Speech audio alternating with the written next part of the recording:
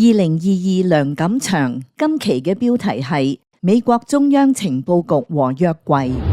充滿神秘力量嘅約櫃 The Ark of the Covenant 唔單止奪寶奇兵嘅 Indiana Jones 教授想擁有，就連美國嘅中央情報局亦都好渴求，或者 Indiana Jones 其實亦都係中情局嘅一份子啦。美國嘅傳媒報道，翻查中情局嘅舊檔案，發現原來嗰個機構早喺上世紀80年代就已經追查約櫃嘅下落。啲手段就係透過接受過遙視能力 remote viewing 訓練嘅人員去進行調查。本來呢一種怪力亂神嘅做法唔應該出現喺重視科學嘅情報機關裏邊，但係奇就奇在局方並冇喺事前向遙視人員透露追查嘅係乜嘢目標，只係提供咗坐標嘅數據。但係從遙視人員記錄所見嘅目標物件，啲細節竟然同舊約聖經創世記所描述嘅約櫃完全吻合。呢個係巧合啊，定係證明遙視特工嘅本領呢？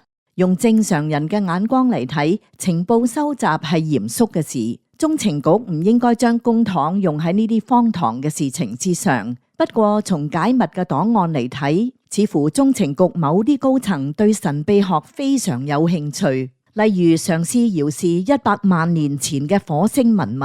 另外，遙視特工亦都曾經喺上世紀80年代窺探過蘇聯嘅潛艇基地，甚至用喺尋找被綁架嘅美國公民身處嘅地方。換言之，呢啲並唔係某啲人一時興起嘅玩意，而係好有系統地研究人類嘅第六感。更值得注意嘅係，近期向網絡媒體透露美國擁有外星飛碟嘅前軍方人員表示，美國軍方一直都利用遙視人員呼喚外星飛碟，令佢降落。如果係咁講，約櫃同外星文明有咩關係呢？聖經舊約嘅講法係，帶領猶太人走出埃及嘅摩西，聽咗耶和華嘅指示，登上西奈山接收刻上10誡嘅石板，放置喺約櫃裏邊。約櫃嘅製造規格非常嚴格，需要根據耶和華所訂立嘅尺寸，用黃金同皂莢樹木做成。喺上蓋刻有2個守護天使嘅肖像。不過約櫃嘅用途唔單止係咁。當時嘅以色列人用佢作為武器，令啲敵人聞風喪膽噶。但係約櫃嘅殺傷力，就連以色列人自己都控制唔到，有啲祭司甚至因為接近佢而死亡。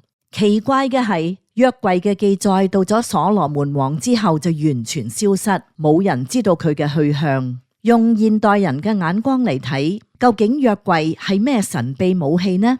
當人類發明咗原子彈之後，就恍然大悟啦。因為接近約櫃而受傷嘅人，佢哋嘅傷勢同原爆受害者嘅竟然相同。換言之，佢哋都係被輻射所傷。呢個當然引起另一個問題：上古時代嘅以色列人又係為咩原因會接觸到核武呢？事實上，印度古代史詩大戰紀裏邊描述嘅大戰，亦都有幾分似核戰㗎。除此之外，耶和華究竟又係咩身份呢？佢係咪掌控高科技嘅外星人呢？